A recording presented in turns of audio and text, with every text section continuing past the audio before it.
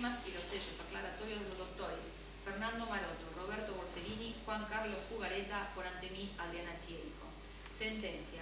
En la ciudad de San Isidro, los 26 días del mes de noviembre del año 1998, reunidos los señores jueces integrantes de la Sala Primera de la Excelentísima Cámara de Apelaciones en lo Criminal y Correccional del Departamento Judicial de San Isidro, doctores Roberto Borsellini, Fernando Maroto y Juan Carlos Fugareta, bajo la presidencia del primero de los nombrados, a fin de dictar sentencia conforme lo dispuesto en el artículo 371 y siguientes del Código Procesal Penal, en la causa número 51.125, seguida a Isidro Adolfo Morales por el delito de homicidio, debiéndose observar el mismo orden que al pronunciar el veredicto, el tribunal resolvió plantear las siguientes cuestiones.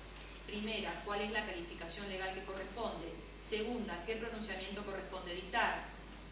A la primera cuestión, el señor juez doctor Maroto dijo: el doctor Julio Anovo, a cargo de la Fiscalía de Cámara Departamental, al pronunciar su alegato, mantuvo la calificación legal propuesta en la acusación fiscal de fojas 571-575 y afirmó que el hecho delictivo constituye el delito de homicidio simple en los términos del artículo 79 del Código Penal, solicitando la aplicación de 12 años de prisión, accesorias legales y costas a su cargo. El particular damnificado, si bien coincide en principio con la postura fiscal, sostiene que el hecho constituye la figura agravada del artículo 80, inciso segundo del Código Penal, esto es, homicidio calificado por alevosía, considerando que el imputado ha actuado con astucia, traición y el acecho para alcanzar su cometido. La defensa, por su parte, peticiona la libre absolución y subsidiariamente estima que se trató de un homicidio culposo, teniendo en cuenta que su defendido no ha disparado con intención de dañar, sino hacia el aire con fines intimidatorios. Luego de examinar escrupulosamente la cuestión, estimo que le asiste razón al fiscal de cámaras, habida cuenta que durante la audiencia oral ha quedado comprobado que el acusado fue el autor del disparo que le provocó la muerte al infortunado joven, luego del altercado verbal con los jóvenes, a quienes siguió con su arma de fuego y disparando al bulto al del CID del perito Torres, lo que descarta totalmente los fines intimidatorios alegados por el imputado y su defensa, volviendo a disparar nuevamente contra los jóvenes. La hipótesis defensista de un posible efecto rebote no ha sido demostrada en este proceso. Por otra parte, el ingreso del proyectil en la frente de la víctima con ángulo levemente de arriba hacia abajo coincide perfectamente con la trayectoria posible del proyectil de este tipo de armas. Hasta los 50 metros sigue en forma rectilínea y a partir de allí lo hace en forma de parábola, explicado detalladamente por el ex titular del CEI, el comisario Torres. Este accionar excluye totalmente la figura culposa del homicidio. En cuanto a la alevosía esgrimida por el particular damnificado, examinando en detalle el accionar del encausado, se advierte que inmediatamente el altercado verbal siguió de cerca a los jóvenes y al continuar estos con los epítetos extrajo su arma y efectuó los disparos con el resultado ya conocido. Como se aprecia, esta injustificada reacción no ha sido sin duda premeditada, sino espontánea, irracional y seguramente consecuencia de su personalidad, de allí que no se aprecie ninguno de los signos típicos de la alevosía. La ley no puede agravar el homicidio por la circunstancia objetiva de que la víctima está en estado de indefensión, circunstancia que puede ser ajeno por completo y aún contraria a la voluntad del autor e invencible, sino por haber buscado de propósito esa situación o haberse valido de ella en determinado momento para evitar la defensa de la víctima que es capaz y está en condiciones de oponerla, o el ataque de un tercero. Conforme lo esencial, Ricardo Núñez, Derecho Penal Argentino, tomo 3, página 37. La más reciente jurisprudencia se inclina en general por el criterio subjetivo. La Suprema Corte de Buenos Aires hace consistir la alevosía en aprovechar una situación conocida por el autor, buscada de antemano y en el instante que coloca en condiciones de inferioridad, indefensa y desprevenida a la víctima atacada. La Ley 28 de septiembre de 1960, citado por Fontán Maestra, Tratado de Derecho Penal, tomo 4, parte especial, páginas 92 y siguientes. Hay alevosía cuando la falta de peligro para el autor y la indefensión de la víctima causadas o no por el sujeto activo hubieran sido condición subjetiva del ataque, de modo que el concepto jurídico de alevosía contiene un elemento objetivo y otro subjetivo. Suprema Corte de Buenos Aires, Acuerdo Penal 36.741, sentencia del 20 de febrero del año 90. Suprema Corte de Buenos Aires, Acuerdo Penal 38.980, sentencia del 26 de febrero del año 91. Suprema Corte de Buenos Aires, Acuerdo Penal 43.765, sentencia del 26 de abril del año 94. Hay alevosía cuando la falta de peligro para el autor y la indefensión de la víctima, causadas o no por el sujeto activo, hubieran sido condición subjetiva del ataque. Suprema Corte de Buenos Aires, Acuerdo Penal 33.221, Acuerdo Penal 36.645, sentencia del 20 de febrero del año 87. Acuerdo Penal 34.627, sentencia del 28 de junio del año 88. Acuerdo Penal 33.240, sentencia del 6 de septiembre del año 88. Acuerdo Penal 39.893, sentencia del 15 de noviembre del año 94. Acuerdo Penal 45.567, sentencia del 27 de febrero del año 96.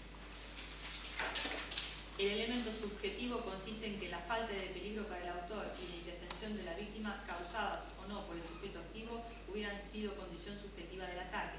Suprema Corte de Buenos Aires, Acuerdo Penal 39.327, sentencia del 12 de abril del 94. La alevosía tomada de la legislación española supone actos externos, hechos patentes que revelen astucia, engaño, ocultamiento, traición, felonía, perfidia, emboscada, acecho, insidia, sorpresa, disimulación de la intención. Se caracteriza por el empleo de maniobras, medios o formas intencionalmente buscadas o aprovechadas para cometer el delito sin peligro para el delincuente y sin posibilidad de defensa para la víctima, o sea, un obrar sobre seguro. Se da, por tanto, cuando hay indefensión de la víctima, aprovechada de manera oculta, felona, sin que obste a ello que la persona atacada reaccione y se defienda. El actuar en un acto de ira o cuando no existe la reflexión serena, aunque a veces rápida, que elige la insidia, la acechanza o el engaño, no coloca al sujeto dentro de la alevosía.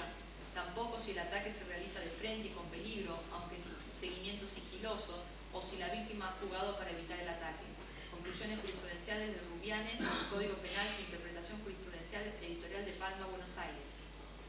Hay ocultación moral cuando el enemigo ha escondido su ánimo hostil, simulando amistad o disimulando su enemistad.